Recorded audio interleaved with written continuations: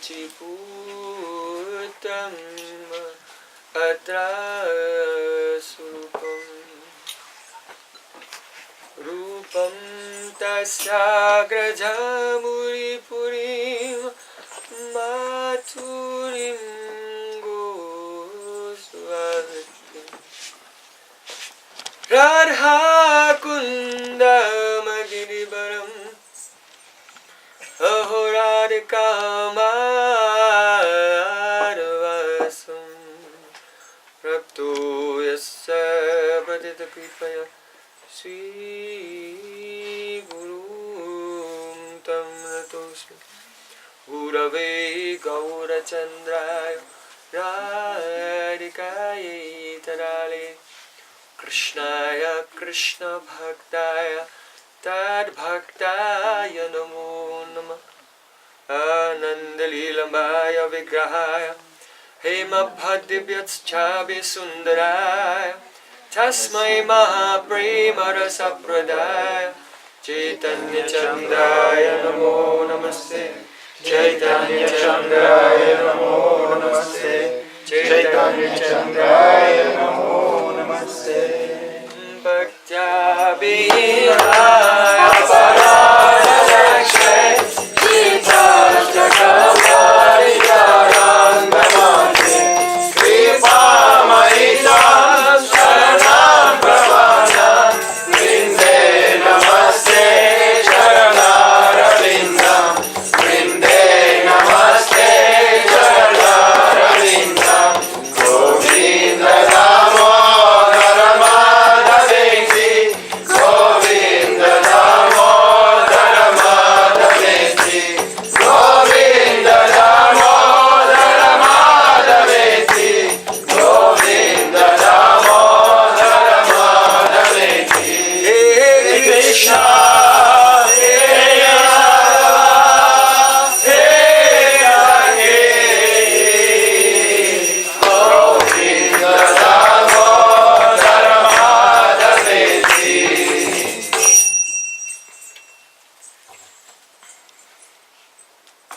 Sham Sundar Shikanda Shekhar Smahas Murali Manohara Radhikar Sukhamam Kripanidhe Supriyachana Kinkurim Kuru Tavai Vasmi Na Jivami Tvaya Vina Jivikyaya Devi Tam Nayamam Chanantikam.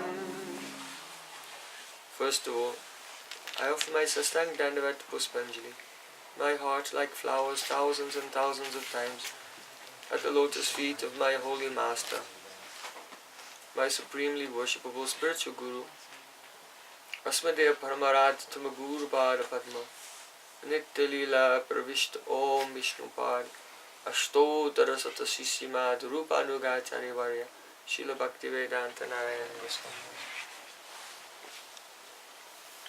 Secondly, I offer my pranam thousands of times at the lotus feet of my Param Gurudev to Srila Prabhupada and all of our Sri Rupanuga Gaudiya Guru Parampara. Finally, I offer my pranam to all the assembled Vaishnavas and Vaishnavis, Panchakam, Trujasta, Kripasindhu, Hari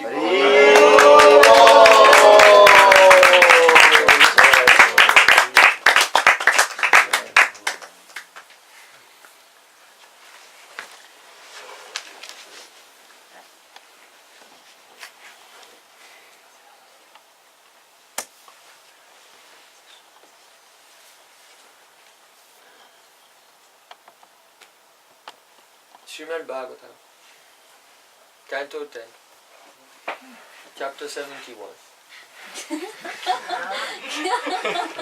Verse 9. This is what we will be hearing and chanting and remembering this evening. Krishna Bhakti Rasa Swarup Sri Bhagavat Sarva Veda Shastra Hete Parama Mahatva. Sri Chaitanya Mahaprabhu said that Srimad Bhagavatam is Bhakti Rasa Swarup, the very embodiment of divine transcendental mellows. Therefore, it is supreme among all the Vedic literatures. Krishna Tulya Bhagavata Vibhushavasrai Pratishloke Prati Akkare Nana Artakai. As Krishna is the shelter of all existence, so Srimad Bhagavatam is also the shelter of all existence. As Krishna is Vibhu, unlimited, Srimad Bhagavatam is also unlimited. Pratishloke, in every verse, Prati Akkare, in every letter, every syllable of Srimad Bhagavatam, Nana Artakai, there are various meanings, direct meanings, indirect meanings, general meanings, middle level of meaning, confidential level of meanings, most confidential level of meanings also. Never consider that Srimad Bhagavatam is a ink on a page. It is in every way superior to us. When you are related to an ordinary book, this is ink on a page and you are the master. You will master it. You will grasp it and understand it. But when you approach Srimad Bhagavatam, you have to, with your head down, and praying to all the divine personalities who are residing there, like Srila Vyasadeva, Narada Muni, Shukadeva Goswami, Prahlad Maharaj, Ambarish Maharaj, Bali Maharaj, Nanda Maharaj, Yashoda, Balaram, Rohini Maya, and all their associates, all are there. And they will reveal themselves to us if we approach Srimad Bhagavatam in a very humble mood and try to learn the meanings of Srimad Bhagavatam from Bhakta Bhagavat, from the devotee who is the walking, talking, breathing embodiment of that Srimad Bhagavatam.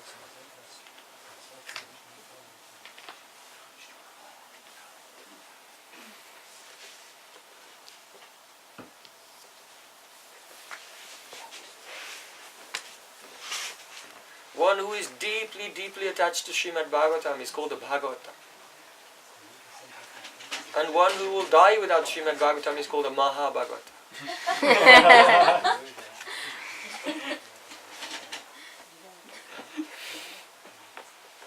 So we are very fortunate to take shelter of Srimad Bhagavatam under the guidance of our Guru Parampara, the Anugatya, the Paribar, the family of Sri Chaitanya Mahaprabhu. Because only Sri Chaitanya Mahaprabhu has revealed Srimad Bhagavatam to a depth that no one had revealed before. Because Srimad Bhagavatam is Radhamoy. Actually it is filled with the glories of Srimati Radhika. So only when Sri Krishna appeared in this world, imbued with the sentiment and complexion of Srimati Radhika, could those mysteries related to Radhika's Prem in Srimad Bhagavatam be revealed. So we can sing together. Gayanti te vishadakama griheshu devyo Radhyam swashantru bhagavatva vimokshanam cha Gopyascha kunjapate jagatmajaya Dhritarashtra labda sharanam manayo vayam cha. Again. Gayanti te vishadakama griheshu devyo Radhyam swashantru bhagavatva vimokshanam cha Gopyascha kunjapate jagatmajaya Dhritarashtra labda sharanam manayo vayam cha.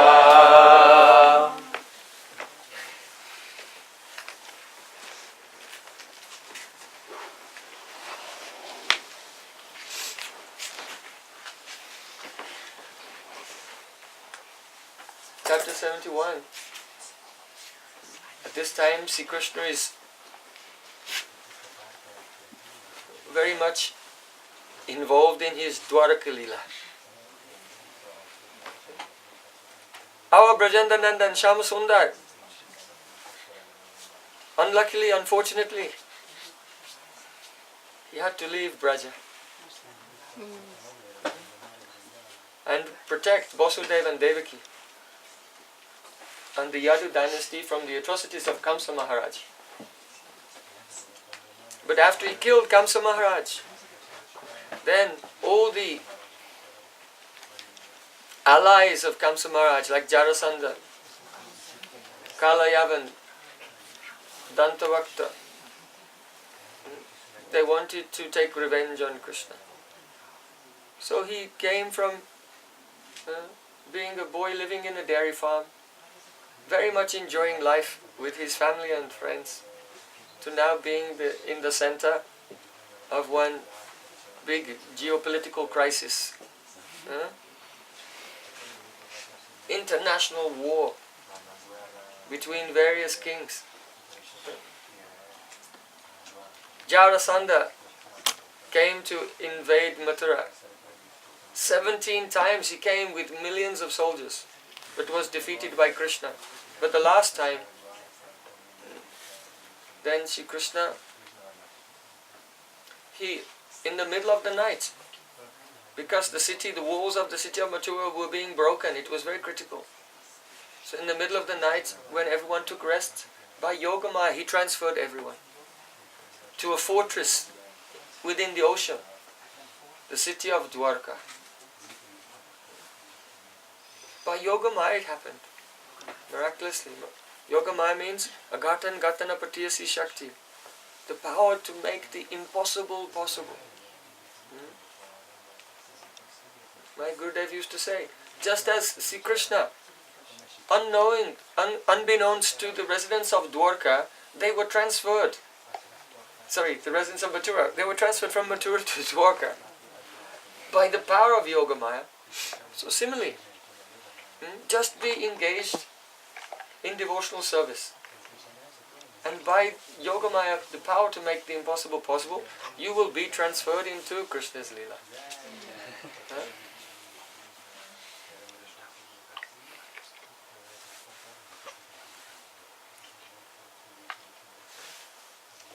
So many obstacles came. So many kings wanted to kill Krishna. Krishna's parents, Vasudeva and Devaki, they were convinced he's our son, he's not really a cowherd boy. He's not the son of Nanda and Yashoda. We have done austerities in previous life that he will appear as our son. So they wanted to keep him together. Then for the sake of making allegiance with other kings, so to fight in the war against the demonic forces, Krishna married so many princesses as well. So he had so many wives, 16,108 wives. So many children, 10 sons and 1 daughter from each queen. And his sons and daughters also had 10 sons and 1 daughter, so his family became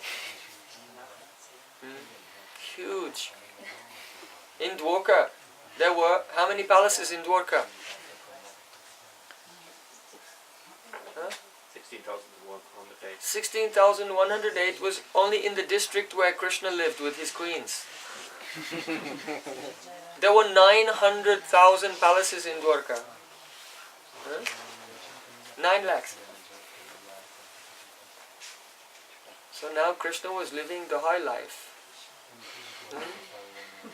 As royalty. Not a king. The king was Ugrasen Maharaj. But Krishna was a prominent prince in the Yadu dynasty. So that life was a far removed from his life as Govinda Gopal, Yashodananda. So all of these obstacles that surrounded Krishna, you can think of it in terms of the historical situation, the political situation, the responsibilities to his mother and father and so on. But Krishna is Paramarasi. So he wrote a letter to the gopis, revealing that every aspect of Krishna Leela is bhavmoy. It's coming from bhav, ecstatic love. So Krishna told them, "Oh my dear Braja Gopis, when I stayed in Vrindavan, at that time, you loved me with such a prem. Na parayam niravajya samyutyam swasadu krityam vibodaya shapiva ya ma bhajan durjaya greha sinkala samirsha tadva pratiyatu sadhuna." I can never repay you. Even if I were to become your servant and serve you for the duration of the lifetime of Lord Brahma, trillions and trillions of years.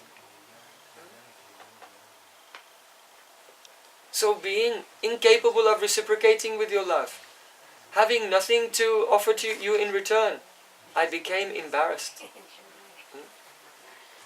So if a person is embarrassed, then they cover themselves, they hide.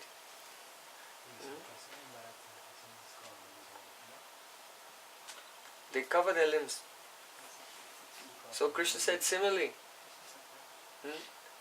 all these obstacles have come because of my shyness. I was ashamed that I could not reciprocate with you. And so now my limbs are covered in shyness by all of these obstacles.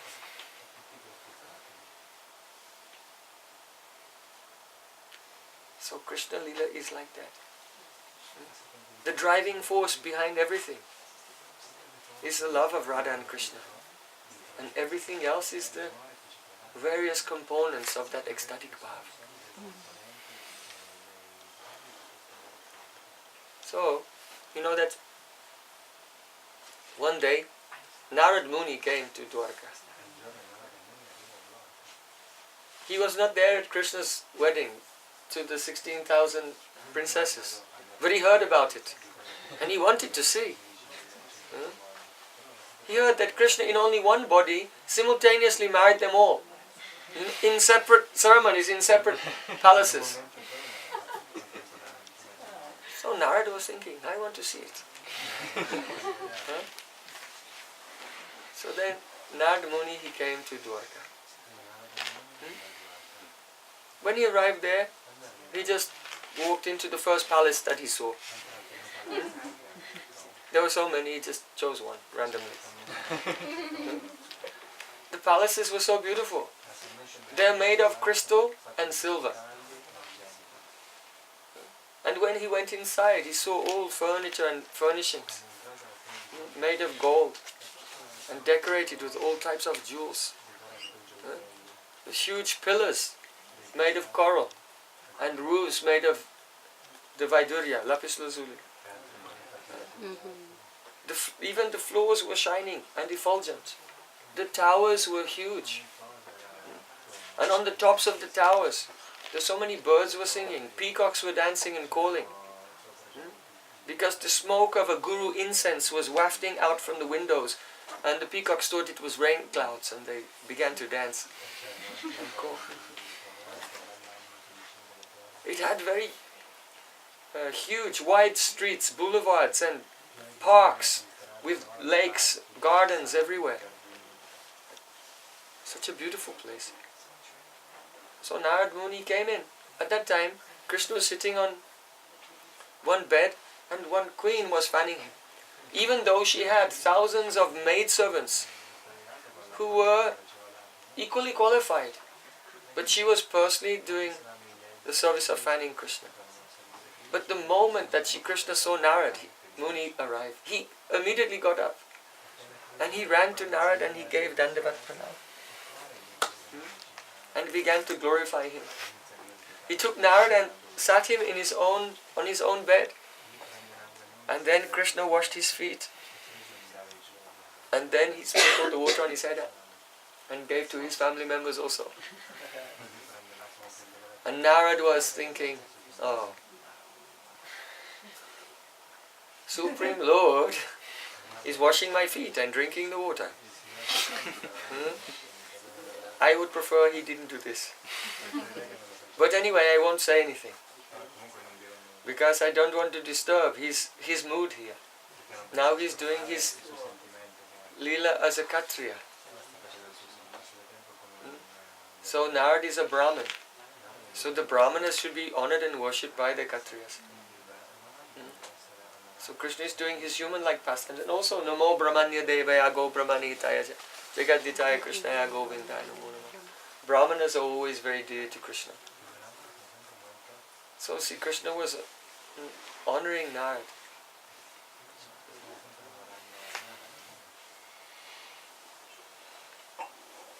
Then, after being received so lovingly by Krishna, Narad wanted to look at the other palaces. So he got up and went to another palace. And there he saw Krishna. He was playing with his children, small children. He went to another palace. He saw Krishna was sitting with his family listening to Brahmanas recite the Puranas. He went to another palace. There he saw Krishna was with the sword and shield and some of his warriors, and he was practicing martial arts. So very sweet. God is all powerful. He can destroy anyone in a second. But just in case, you have to practice some martial arts.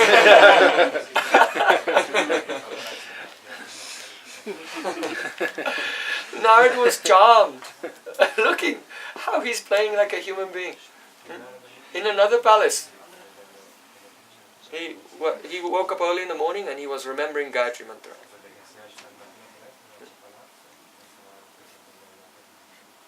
In another palace, he was playing dice. He was gambling with Satyabhama, and Uddhava was also playing with them. He went to another palace and he was having a meeting with his generals and deciding about where to make peace, where to go to war. And Uddhava was also there advising him. And Narada was like, wait a minute, I just saw Uddhava over there. He said, what are we going to do? Because those associates who were very close to him, just as Krishna was in so many palaces, they were also, Uddhava was in so many places also.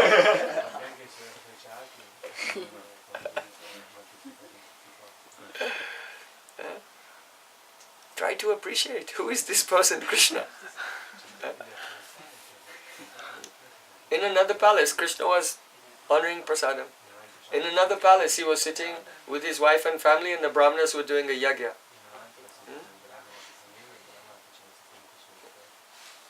In this way, Narad, he was so eager, he travelled from palace to palace at the speed of mind. Because, he had 16,108 palaces to visit. And so very quickly, in a very short time, he went to all of them.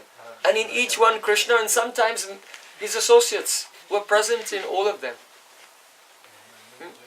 He went to one palace and he saw one person was walking around and kind of eavesdropping, listening to what people were saying.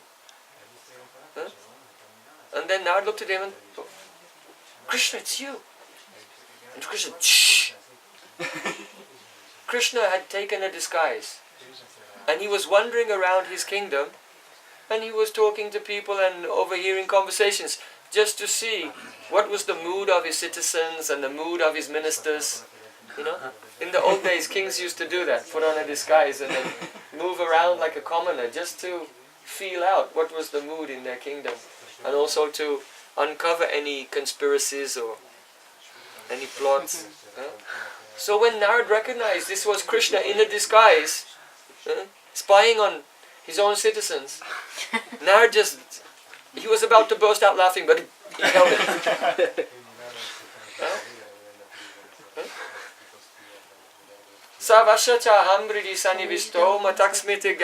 Krishna said, I am in the heart of everyone. I am the super soul. I give them knowledge, remembrance, and forgetfulness. Krishna is Sarvagya, he's all knowing. Why does he need to dress up and go to listen to find out what's going on? He can already listen to the thoughts in the heart of everyone without doing anything.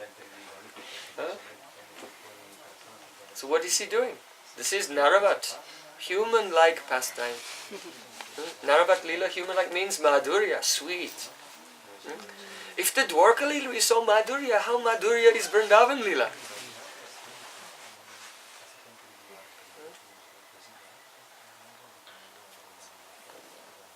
Narada was astonished because he realized Gayatri Mantra you remember in the morning time. Hearing the Puranas you do in the afternoon. Practicing the martial arts you do in the midday. Talking with your wife and playing games you do in the evening time. So Narada went as fast as the mind, everywhere, and he realized that in Dwarka, every moment of the day was simultaneously present in different palaces. In other words, Krishna had given a special mercy to him. By Yoga Maya, Narada Muni was not going to 16,000 palaces in one Dwarka. He visited 16,000 different Dwarkas. Because the one Dwarka exists in thousands of dimensions simultaneously. If he had gone to 16,000 palaces in one Dwarka, then he'd go in one place and it was 12 o'clock, then 5 past 12, then 10 past 12, then quarter past 12. But it wasn't like that. One place, 1 o'clock, 4 o'clock, 6 o'clock, in the middle of the night, the early morning. So Yoga Maya had shown him how Krishna, his Leela was going on in multiple dimensions at the same time. And also, any individual person who was there in Dwarka, though Krishna was there in different Dwarkas and in different forms, there was no crossover. It's not that someone would be talking to Krishna, then he'd walk away and then he'd bump into Krishna over here or over there. For any individual person in Dwarka at any given time, the Krishna with whom they were related was just in one place. But by the mercy of Yoga Maya, Krishna had given a special mercy to Narad, that Narad could actually go here and there and meet Krishna in the one form of Krishna, but in many places. So in the evening time, Krishna would rest, and when the morning came, then the cockerels would crow. And Krishna would be in the embrace of Rukmini, Satyabhama, all of his queens, in their various chambers, all over Dwarka. And when the queens, like Rukmini, Satyabhama, Nagnajiti, Mitravinda, Jambavati, Lakshmana, they would hear the cock crow in the morning, they would give a curse. Oh, go and coo in hell. Why? Because the cockerel is celebrating. Now the sun is coming up. But the rise of the sun means separation for lovers. So they would give a curse to the cockerels. With difficulty, Sri Krishna would separate himself from his beloved queens and take bath, meditate on the absolute truth.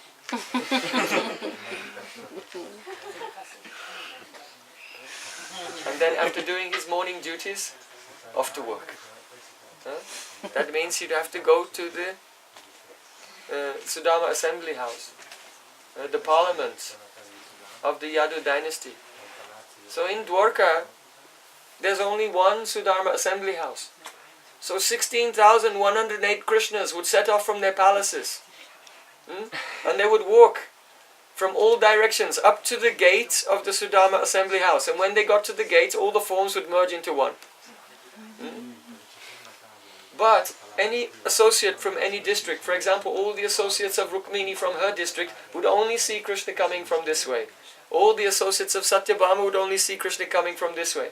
No one would actually see the reality of the situation, that 16,108 forms of Krishna were all walking from different directions, and then in one form he would walk through the gates of the assembly house and go into the parliament.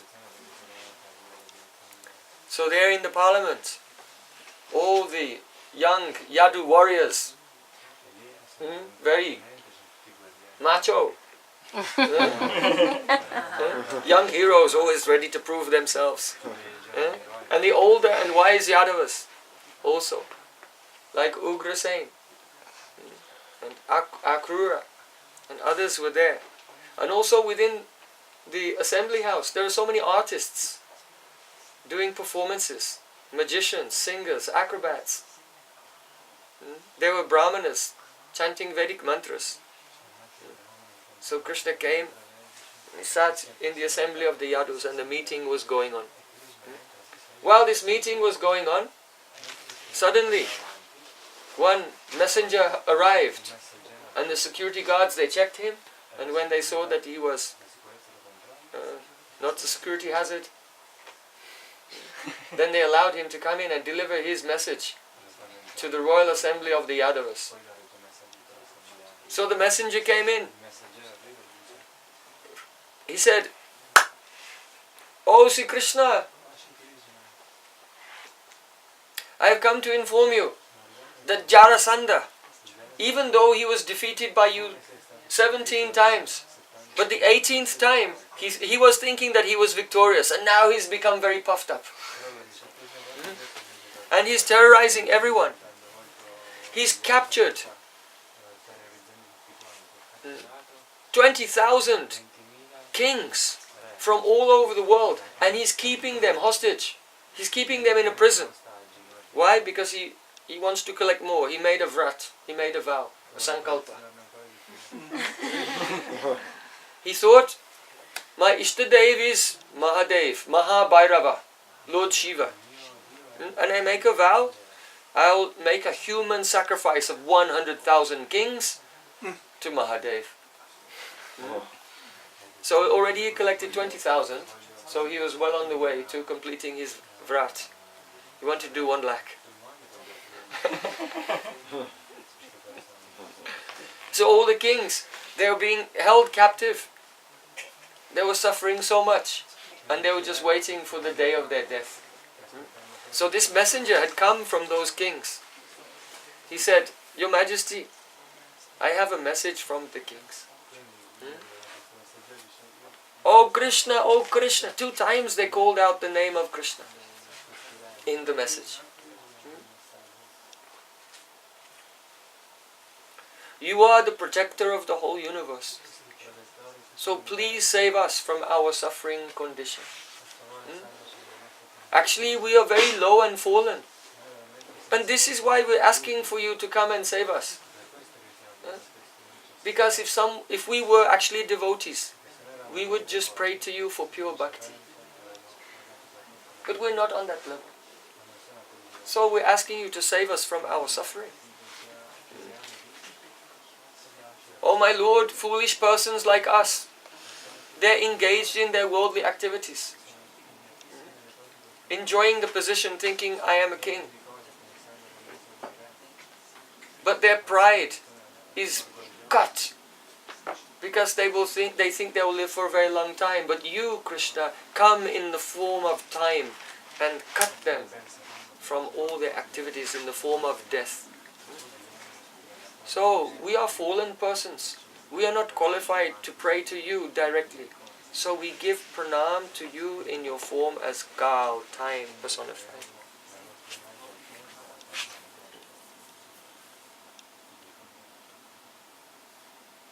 Due to the influence of the illusory energy, we are thinking that we are kings.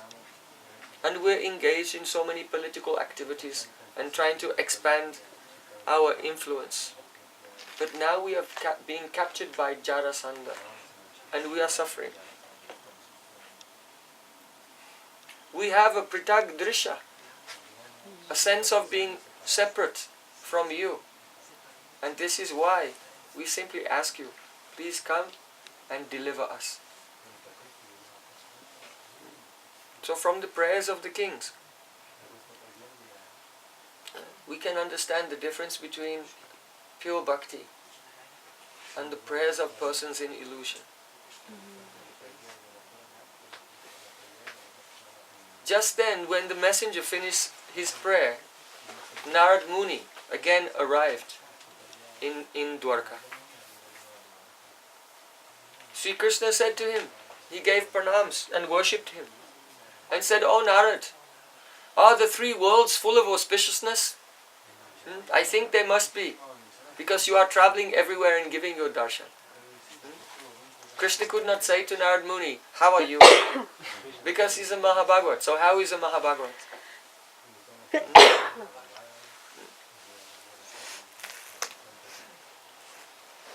Mahabhagavat, even when it may look as if they're suffering, even their suffering is a type of ecstasy.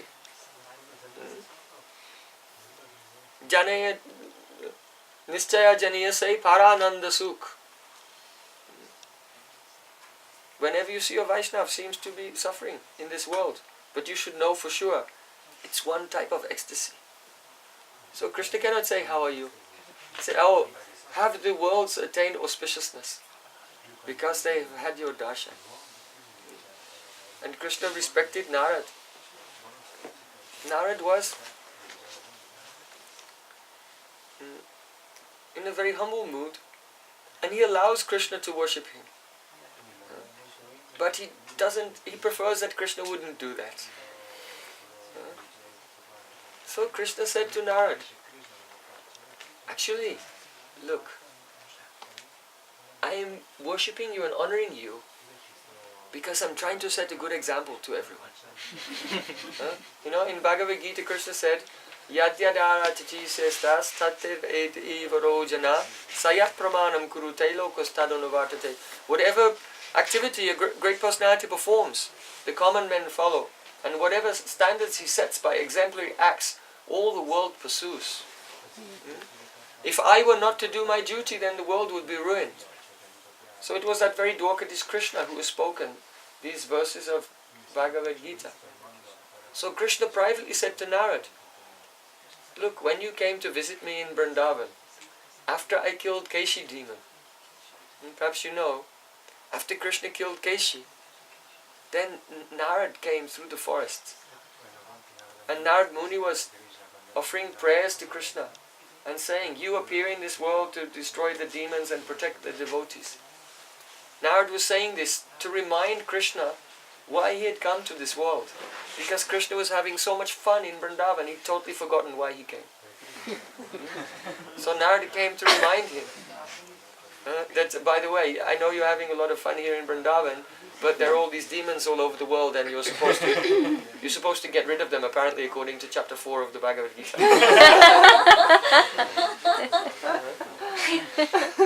So, Krishna reminded Narada Muni.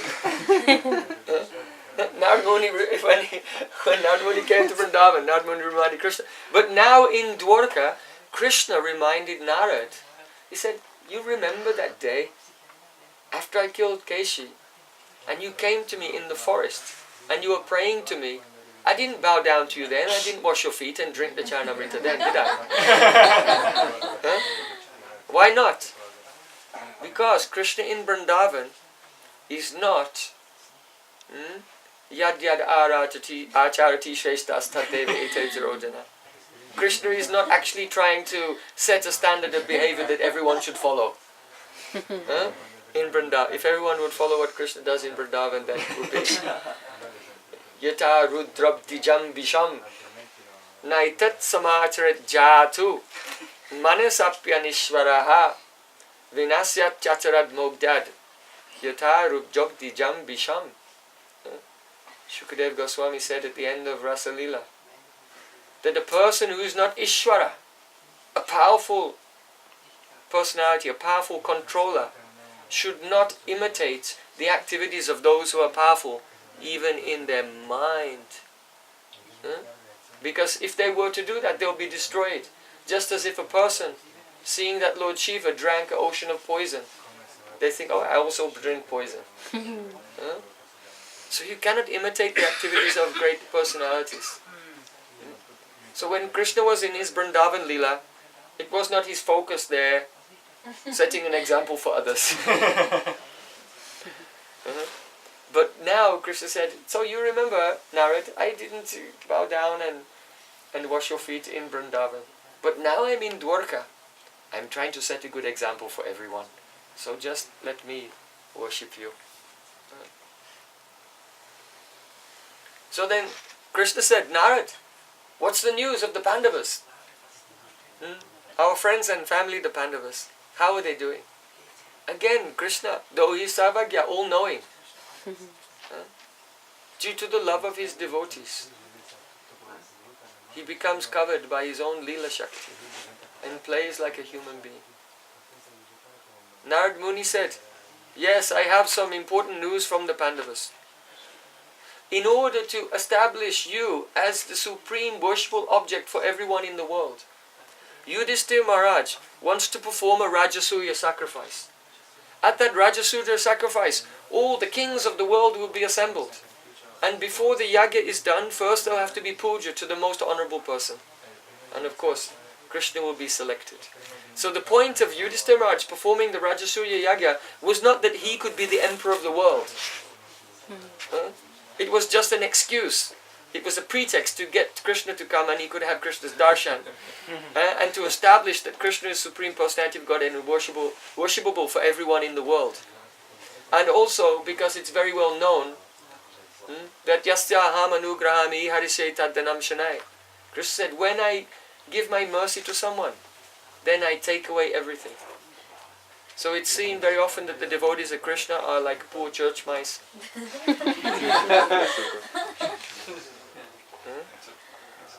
They don't have so much.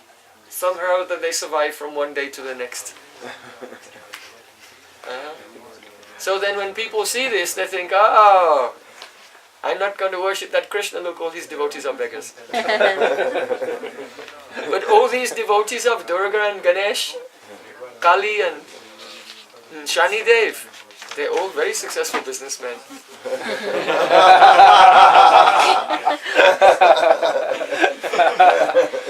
So better to worship the devatas. So Yudhishthira Maharaj was thinking, no, if I become the emperor of the world by doing Rajasuya Yagya, then everyone will say, oh no, look, there's a devotee of Krishna and he's doing well. So in order to honor Krishna, to spread Krishna's glories and also to encourage others to take up Ananya Bhakti, one-pointed devotion to Krishna, so Yudhishthira Maharaj wanted to perform this yagya. It was not for himself, everything is for Krishna. So Narada, he presented this news. Oh Krishna, you are invited, please come at once to Hastinapur for the performance of the yagya. So then, when the young Yadavas heard this suggestion of Narada, they all became restless. They became restless. No, we don't want to go. Let's go and fight with Jarasanda. If they go there, it's just, you just show up, you're one of the guests. Right? But if you go to Jarasanda and get in a big fight, you can become renowned as a hero for chivalry. So the young Yadus there, they were eager to fight and kill some demons. On the other hand, Narada Muni had given the invitation from the Pandavas, and Krishna is controlled by the love of his devotees. So then Krishna, actually he decided what to do, he knew what to do. But in accordance with his human-like pastimes, he turned to his mantri. Vrishninam pravaro mantri, Krishnasya daita sakha. Sisho brihaspate sakshat Uddhava bodhisattva. Vrishninam pravaro mantri. Uddhava is the best of the Yadu dynasty. He's Krishna's mantri, Krishna's advisor. Daita is Krishna's dearest. Sakha is Krishna's friend. Shisho Brihaspati, he's very, very intelligent, being the disciple of Brihaspati. And Sakshat Uddhav, Uddhav himself is a Sakshat Uddhav, a festival. Uddhav means festival. Wherever Uddhav goes, everyone is so joyful. It's like Uddhav is a walking festival.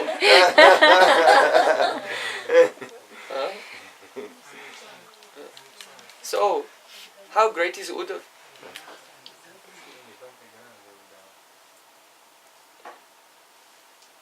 Krishna himself said, Uddhavan vapimanyu no yadgunanatida Prabhu ato madvayano lokan gahayan hi atistatu. Before Krishna was leaving this world, he said, Uddhav, you are not in any way, even slightly less than myself. You are not touched by the gunas of Maya, the material energy. So I am leaving, but I want you to stay in this world. Why? Because you are Bhakta Bhagavat, and you will speak the Bhagavatam. And in this way, by speaking Srimad Bhagavatam, you will initiate the flow of Prem throughout the world. So though Uddhava was feeling so much separation, he had to stay in this world when Krishna left.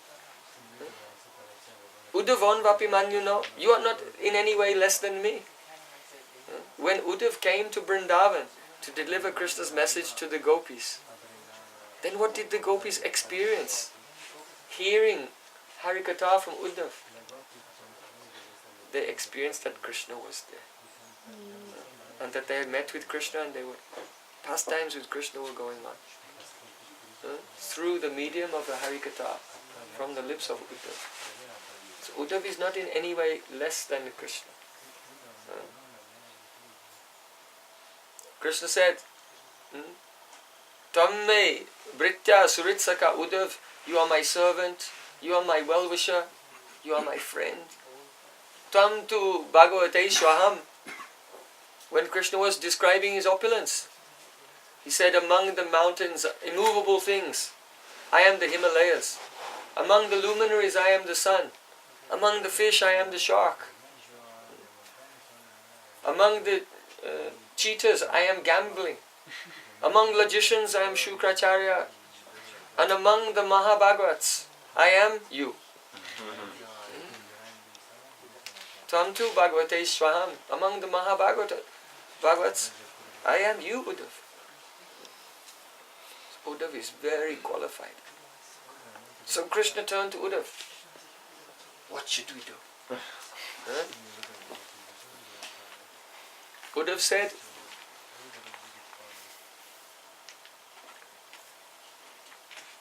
we should go to the Rajasuya Yagya. The young Yadas were, He said, but first, we should go and save the kings from the jail of Jarasanda. Why? Because then we'll achieve our purposes most perfectly. Because for Yudhishthira Maharaj to do the Rajasuya Yagya, he'll have to take tribute from all the kings of the world, and Jarasanda will not give tribute. So until Jarasanda is defeated in battle, then Yudhishthira Maharaj can't even do the Rajasuya Yagya. Secondly, he has so many armies, millions of soldiers, he can't be defeated in battle. There's only one way he can be defeated. Uddhava said, I have already done his astrological chart. And according to his astrological chart, when he's with his armies, he cannot be defeated. He can only be defeated in one-on-one combat. But how will we be able to tempt him into a situation of one-on-one combat? Now Jarasanda is making a show of following Dharma. So he's always very generous to the Brahmanas. So Krishna, along with the Bhimsen and with Arjun, you should disguise yourself as Brahmanas and go there and beg from him. Krishna knows he's done this type of stuff before. Like yesterday.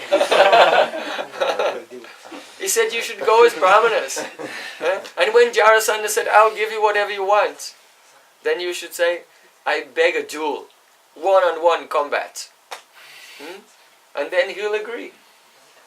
Because he's making a show of Dharma right now. So perhaps you know that it happened that Jarasanda, he recognized, oh, these are not Brahmanas. Okay, I'll do one-on-one combat. But not with Arjun, he's younger. He's not qualified. And Krishna, I'm not fighting him. No one even knows whether he's a real Kshatriya or not. You know, there's so many rumors about Krishna, they're not sure what his caste is. Maybe he's a coward boy. And also he's a coward. Because the 18th time Jarasandha attacked Mathura, Krishna was Ranchur. He walked away. He walked away from the battle, being pursued by Kalayavan, and went into the cave where Muchukunda Maharaj was sleeping. So you all know this. It's very difficult telling Harikatha because it's so unlimited, you don't know which way to go. So that's another day. So Jarasanda said, I'll fight with Bhimsen. He is equal in strength with me. So then Jarasanda said, bring the weapons. So the favorite weapon of Bhimsen, of course, is the club. So his servant brought some weapons, and there was a big club and there was a small club. And Jarasanda, he took the small one. You can have the big one. This is showing. Because if you want to fight with someone, you give them a little advantage. This is showing that I consider you like straw. So he knew that Bhimsen was very powerful, but he was showing his chivalry, his confidence, Kshatriya spirit. So they were fighting for a long time, for many days even. And Bhimsen could not defeat him. Could not defeat him. So, after some time, Sri Krishna took a blade of grass and looking at Bhimsen, he went and he split the blade of grass down the middle. Because Krishna knew something that others did not know. The father of Jarasanda, he wanted to have a son. So he called a Brahmin to do a yagya. And then the fruit of this yagya, there was one mango. He said, if you give this to your wife, she'll have a son. So then the Brahmin went away. So then his father thought he was so smart. He thought, well, I'll cut the mango in half, I'll give half to one wife and half to another wife, I'll have two sons. The only problem was, when the two wives became pregnant, they gave birth to half a baby each. So they thought this is dead, and the parts were thrown in the forest. Then one witch came along named Jara, and she took the two parts of that child and by her yog siddhis joined them together. So that person who was Sanda joined together by the witch Jara, his name is Jarasanda. So his body was as strong as thunderbolts. It could not be broken, it could not be injured by the ferocious strikes of the club of Bhimsen. But his one weakness was the joint. So by splitting the blade of grass, Krishna gave a hint to Bhimsen. So Bhimsen knocked him to the ground and put his foot on one leg and grabbed the other leg and threw the parts here and there. So in this way Jarasandha was defeated. So this has not happened yet. Krishna is in his palace and he said, Uddhava, what should I do? So Uddhava said, look, no one can defeat him right now, but I've done his horoscope and I know how he can be defeated. You, Bhimsen and Arjun, you should go and disguise yourself as brahmanas. So then, after that, you can free the kings. And then from there you can go to the yagya, the Rajasuya yagya, which will be successful because all the kings are ready to give tribute to Yudhishthira Maharaj, and Jarasandha is out of the way now. So then Uddhava, he spoke this verse to Krishna. This is Uddhava's advice to Krishna. And it really reveals what a close relationship Uddhava and Krishna have. Gayanti te vishadakama griheshu devyo ragyam swashatrupadam atma vimokshanam cha gopyascha kunjarapate janakatmajaya pitruscha labdha sharanam munio vedam cha. It begins with Gayanti. Gayanti means singing. They are singing. Param vijayate Sri Krsnas sankirtanam adovancheta madhyeta harisa vatagirti. Everywhere if you look, the glories of Kirtan are described in the Vedas. So who is doing Kirtan? Gayanti. Gayanti te. They are singing about you. Vishada karma. Vishada means immaculate. The spotless, perfect activities of Krishna are called his Vishada karma. Who is singing? Griheshu means in their homes. Devyo, Devyaha. Devyaha means the wives of Ragya, of the kings. The wives of the kings who are in the prison of Kamsama, of the Jarasanda, the 20,000 kings who are going to be sacrificed, their wives are in their homes, and what are they doing? Singing the immaculate glories of Krishna. Why? They're singing about Swashatru Badam, how Krishna, Swa, their own, Shatru, enemy, Badam, death, the killing. They're singing Krishna's glories of killing their enemies, namely Jarasanda, who has captured their husband, Atma Vimokshanam Cha. And they're also singing about how Krishna gives Vimokshana, liberation, to Atma. So that can have two meanings, at least. The first meaning is that their husbands are like their Atma. For the wife, the husband's like her own soul. And they're praying, singing, "Oh Krishna will kill Jarasanda and give liberation from the jail our husbands." Or Atma means really themselves, their own Atma. How Krishna, he relieves their Atma, gives them liberation from this world. Or more than that, because of doing Kirtan of Krishna, what happens when you do Kirtan of Krishna? You develop love for Krishna. Separation, one starts to feel separation. So Krishna will relieve our separation by appearing before us. So Sattubadam Atva Vimochanam Cha. Who else sings about Krishna in a very pathetic mood? How Krishna kills the enemies and saves them. Who? Gopyascha. Gopya means the gopis of Vrindavan. They also sing about Krishna's activities of killing the demons and saving them. Bisha Jalapyayat Vyala Rakshasat Varshamarutat Vaidutanalat Rishabhayat Majat Vishwato Bayat Rishabhate Bayam Rakshitamu. In Rasalila, gopis said, Bisha Jalap, "Oh Krishna, you saved us from the poison of Kaliya." Actually, it was the cowherd boys who drank the water of Kaliya Rad, and they died, they fell unconscious. But if the boys of Vrindavan had died, everyone would have died. There's so much love in the community. So gopis say, you saved us also. Vyala Rakshasad, you saved us from a python. That was Agasur. Again, it was the boys who fainted and became unconscious as if dead within the mouth of Agasur.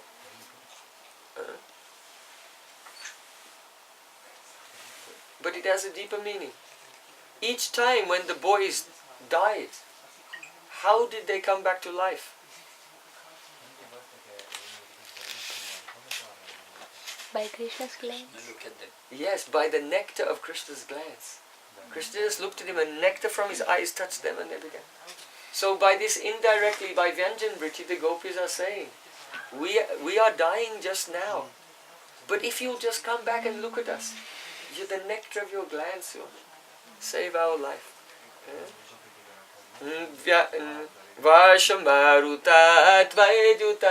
You saved us from the wind and the rain and the thunderbolts of Indra.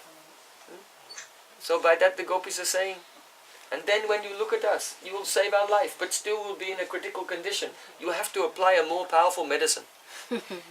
So how did Krishna save everyone from the rain and thunderbolts of Indra? Not by his glance, by the touch of his lotus hand. Lifting Govardhan. So gopis are saying, oh, we may need stronger medicine to revive us also.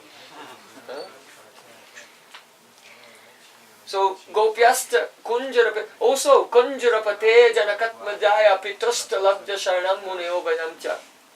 Vayamcha means we, that is Uddhava. I also sing your glories, Krishna. Munayo, the sages, like Narad, they sing your glories. Those sages who are Labdha Sharna, they've attained your Labdha Sharna, they've attained your shelter. They sing the glories of Kunjarapate, how you killed the enemy. So Satrubadam and Atmavimokshanam, and gave liberation to Kunjarpati. That means, Kunjarpati means elephant. So you know that Gajendra was in the grip of the crocodile, and the sages and rishis who are in Dasyaras, and Uddhava is saying, and myself also, we sing your glories, how you saved Gajendra the elephant, Kunjarpati, Janakatma Jaya, and also how you killed the enemy and delivered Janakatmaja. Who is Janakatmaja? Sita Devi. Atmaja means born from the body, Atmaja, of Janak Maharaj, is Sita Devi. Janakatmaja, you see there's so much in this verse. Pitraschaha, and they also sing how you killed the enemy and delivered Pitraho. Dual case means your parents. Vasudeva and Devaki. They were imprisoned by Kamsa Maharaj. You Swasatrabhadam killed Kamsa Maharaj. Atva Vimochanangcha, and liberated them from the jail. So we are singing this. So this is the general meaning of the verse. Now what is Uddhava's Vrishninam Pravaro Mantri? Krishnasya is very close to Krishna, very confidential friend. He understands Krishna's heart. He can say the things and give the advice, which is exactly right according to Krishna's desire. So the meaning is that you can see many different examples of Krishna's Paritranaya Sadhunam and Vinashaya Chaduskritam, delivering the pious and annihilating the miscreants. Many different examples have been told.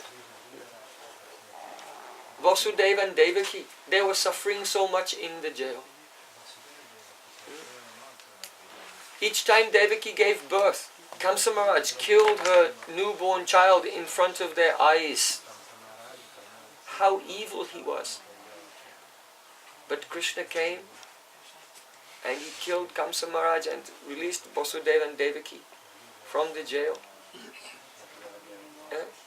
And when he released them, he begged forgiveness. What kind of son am I? The son is meant to serve the parents, but my whole life I've never done anything for you. And what's more, you are only suffering on my account. Wasn't it Kamsa Maharaj had anything personal against Vasudeva and Devaki? It was the son of Devaki he was afraid of. So Krishna very humbly apologized to his parents. He said, that son who doesn't serve his parents, in his next life he will go to hell and be torn apart by jackals and vultures. So please forgive me. So the great sages, Uddhava and the great sages, they glorify Krishna in doing this Paritranaya Sadhunam Vinashaya Chaduskritam. Janaki, Sita Devi, was kidnapped by Ravana. And Ravana, he was cursed that if he would enjoy any woman by force, then he would die. But Ravana was so beautiful that even when he kidnapped any queen or princess, they could not resist him and they willingly surrendered to him. But Sita Devi, she would not ever at any moment think of any other man but Lord Ramachandra. And so the Ravan was keeping Sita Devi in the Ashoka Batika, in one garden. And daily he would come to see her and try to persuade her to accept him. She would sit in the rain, feeling separation from Lord Ramchandra, and weeping. But in those moments of pain and separation and distress, she would feel an indescribable happiness. Just remembering the first time that she met with Lord Ram in a garden. Or when Ram came to her Swayamvar ceremony and the bow of Lord Shiva was there, no one could even lift it. And when all the heroes failed to lift it, then her father Janak Maharaj, he said, "What is this? It seems that nowadays there are no heroes left in the world." Hearing this, Lakshman, he became because he was very fiery young warrior. He immediately stood up. He said, "As long as there is a descendant in the Raghu dynasty, no one can say there are no heroes in this world." Lord Ramachandra got his little brother, he said, "Sit down, calm down." Then Lord Ram came and he easily lifted the bow and he strung it and broke it. Then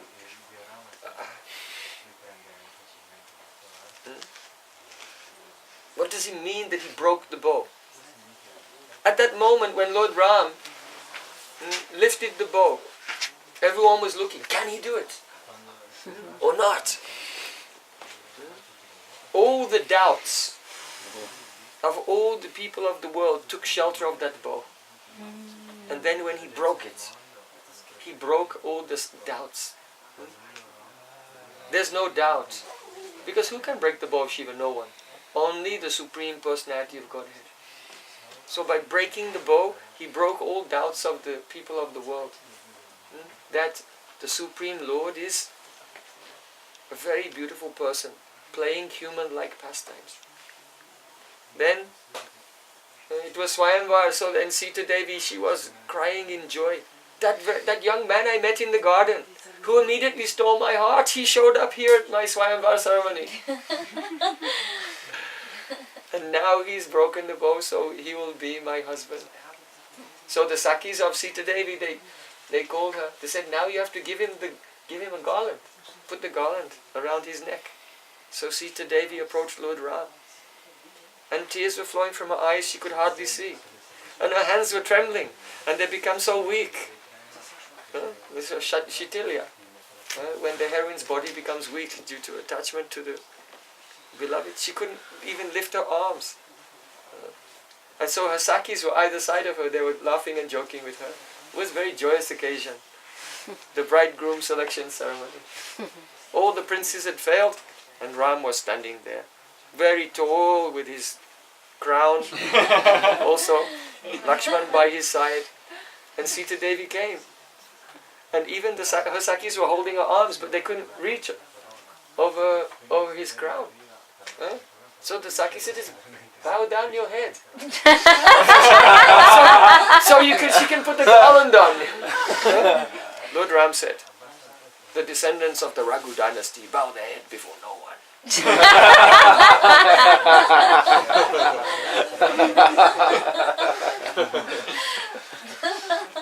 So then Lakshman, understanding the situation, he touched the lotus feet of his brother. So when you... actually in Vaishnavism, hugs are not exactly mutual.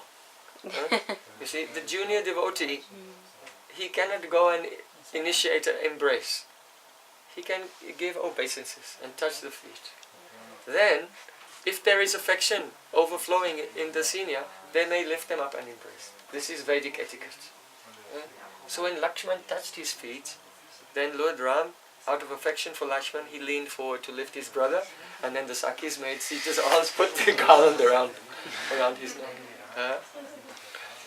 And so then their wedding ceremony was to take place. Janak Maharaj is up the calm. He's completely absorbed in Brahman. He's never affected by any emotion whatsoever. He's completely detached. All of his desires are fulfilled up the calm.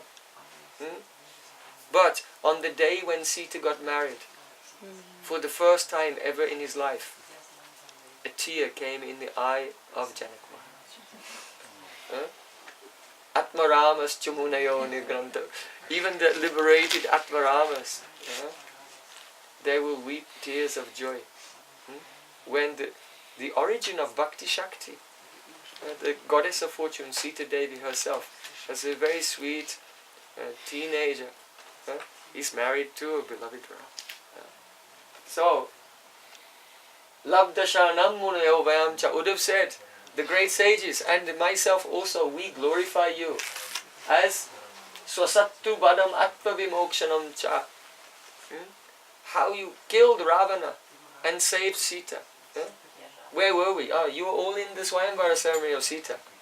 But Sita was in captivity, a hostage to Ravana. But in separation, she was becoming completely lost in the nectar of her first meetings with Ramachandra. So Braj Gopis are like this also. When Krishna leaves Vrindavan, they're always how they first met, and all their pastimes. So in separation, there's an indescribable joy that dances on the head of all types of happiness. So Kunjarapate, the sages glorify how you delivered Gajendra. When Gajendra was suffering for a long time, then in the course of that suffering, the obstacle of the aparad that he'd committed in his previous life, and he was a king named Indrajumna in the previous life, and he made an offense, and now he had taken birth as an elephant, and he was just enjoying sense gratification. But now the effect of that offense wore off, and suddenly his bhav from the previous life manifested. And he began to pray to the Supreme Lord. Though he's given as the example of one who was suffering, he didn't at that time, when his bhav manifests, actually pray to be liberated from the suffering. He just said, "Oh my Supreme Lord, who is all-pervading in the shelter of his devotee, I offer my pranam to you." It's pure bhakti manifested. And then, when he began to offer prayers in pure bhakti, which were coming spontaneously due to the samskars, the impressions of his previous life, at once, Supreme Lord Narayan appeared in the sky before his eyes, on the back of Garuda. Then he took a lotus flower with his trunk, and with his final, as if it were his last then dying breath, he held up Aisha Pushpanjali, and he offered a flower to the Lord who he could see coming towards him in the sky. But that Lord Narayan, by his Sudarshan Chakra, he killed that crocodile, and he was liberated. He was Huhu Gandharva in the previous life. And he was liberated. And also Gajendra became liberated from his elephant form and became an associate of Supreme Lord. Was he Indrajumna from Puri? No, another. So, the great sages glorify these wondrous pastimes which are overflowing with pure devotion. Now, Gayanti te vishadakama griheshu devyo. How is it possible that the queens of these kings in their homes can glorify Krishna for killing their enemy and liberating their husbands when their husbands are still in jail? It means that those queens, they inquired from the sages, "Please tell us what will happen in the future." And the sages, being omniscient, they said to those queens, "Oh, in the future Krishna will come, Jarasanda will be killed, and Krishna will release your husband from the prison." And so, when the small children of those queens were crying and saying, "Oh, where's my daddy? I want my daddy," then the queens would tell to their children, they would sing the song that they'd heard from the sages of how Krishna would kill Krishna through Bhimsen would kill Jarasanda and liberate, and soon their fathers would come home. Therefore, Gayanti te vishadakama griheshu devyo, the queens are singing kirtan of Krishna doing this pastime, even though he hasn't done it, in order to pacify their crying children. Yes, Krishna has killed Jarasanda. Why? Just like Brahma is the creator and Shiva is the destroyer. But actually no, Krishna in the form of Kal, time, is the creator and the destroyer. And Brahma and Shiva are only his instruments. Why does Krishna use them as an instrument? Because Krishna likes to glorify his devotees. So in the same way, it was not really Bhimsen who killed Jarasanda. It was Krishna who killed Jarasanda. But Yaduvara Parishatswa Do Birasya Nadharmam. See, Krishna through his arms, that means his associates like Bhimsen, he destroys adharma. But he uses them as an instrument because Krishna is very eager to give all the credit and the fame to his devotees. So Ragyam Swashattu Varam Atva Vimokchanamcha. Gopyascha. Gopyascha means, and the gopis also sing how Krishna killed the enemy and saved them. What does that mean? It means that Uddhava is saying, right now, in Vrindavan, Krishna, all the gopis are waiting for you. Some gopis are fainting. Radharani is on the verge of death, even. And then to save her life, Gayanti, Gopyascha. The gopis sing, don't die, stay alive.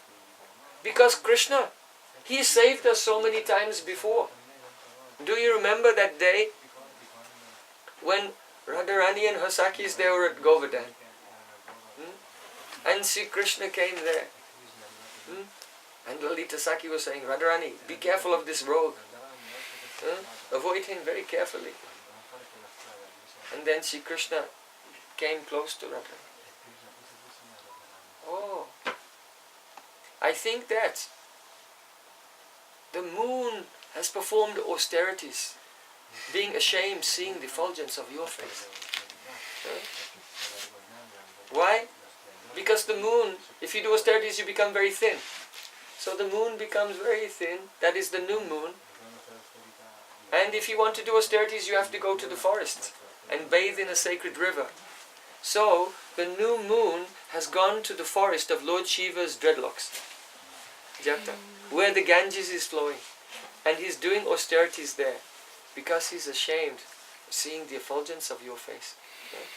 Hearing these words of Krishna, Radharani took the hand of Lalita. Oh, Lalita, save me.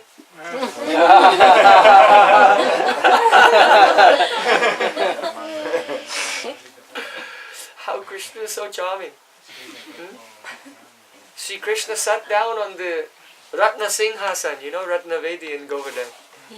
Very beautiful place. Krishna sat there and said to Radhika, oh, please, just for a moment, decorate my lap.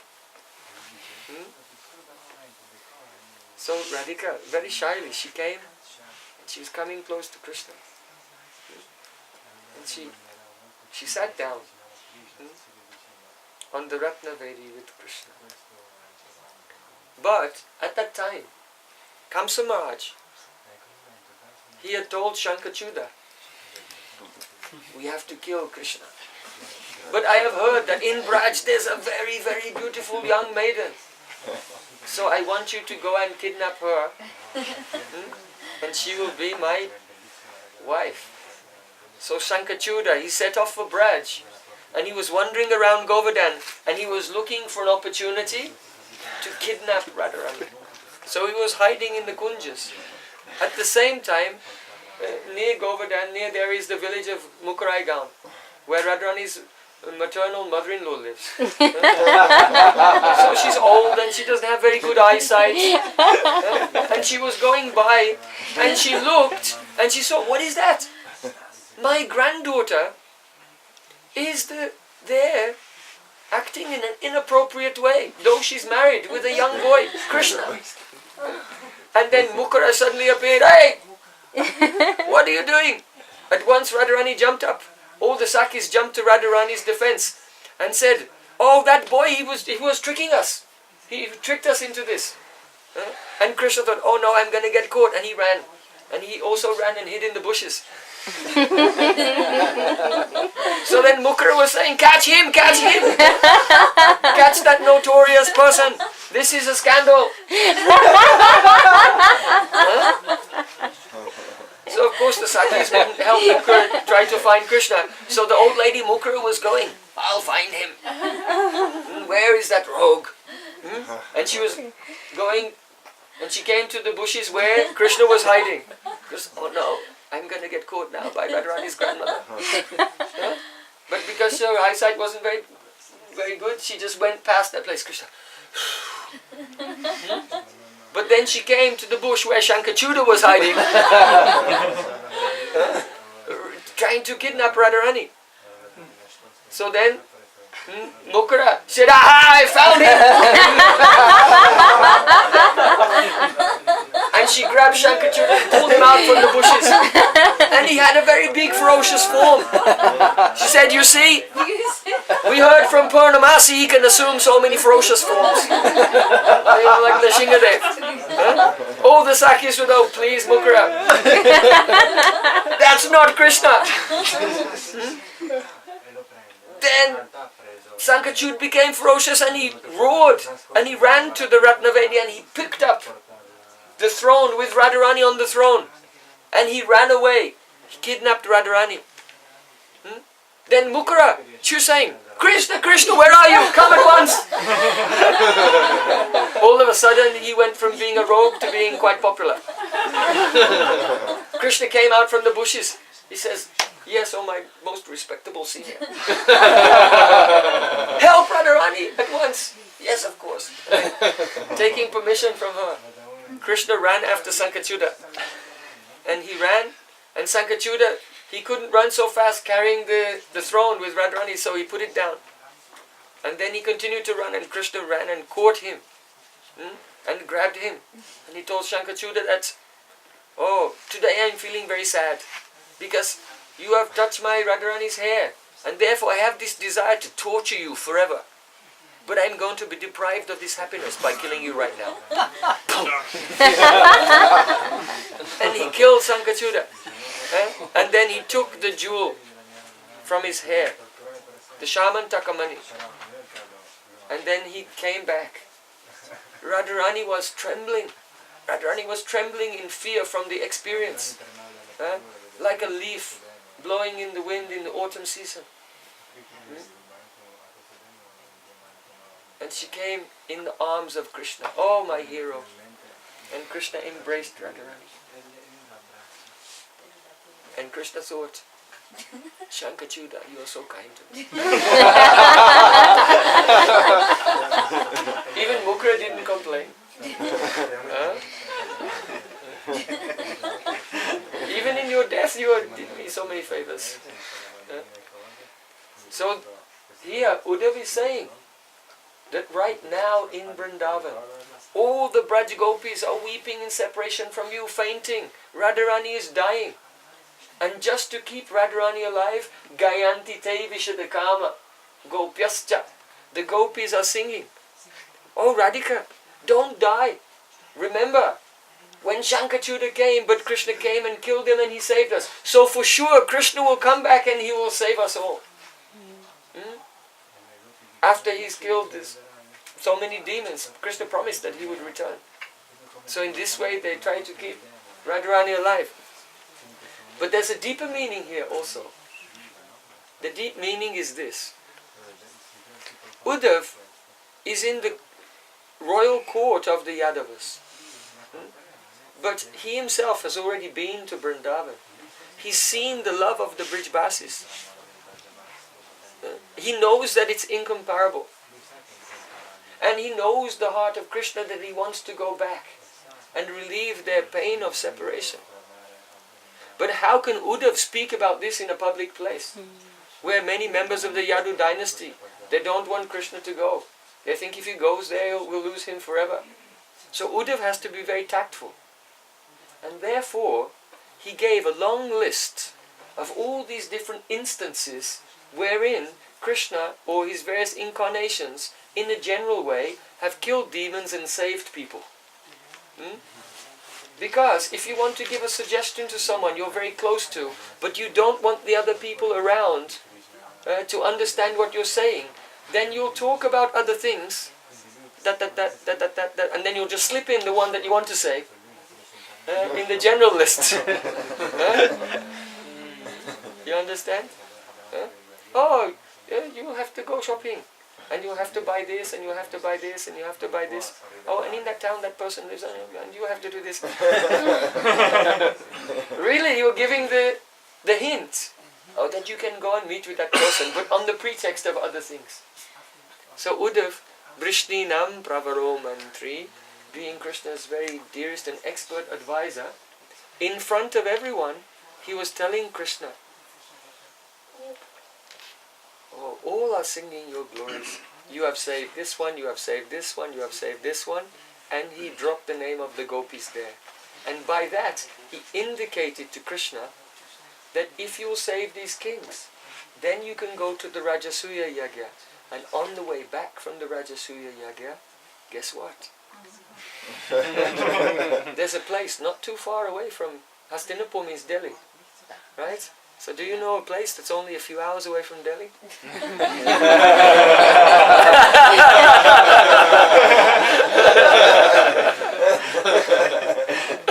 Vrishninam Pravaro Mantri. So even in the presence of all the Yadavas, Uddhava was able to give advice to Krishna what he should do, and to point out to Krishna a great opportunity to return to Vrindavan and save the life of the gopis who are feeling such separation from him. Bole Vrindavan Bihari Lal ki jai, Sanumal ki jai, Jai Jai Shri Radhe.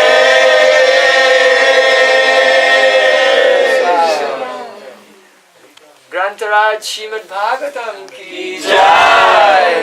How much rasa is there in any verse, in only one word of Srimad Bhagavatam?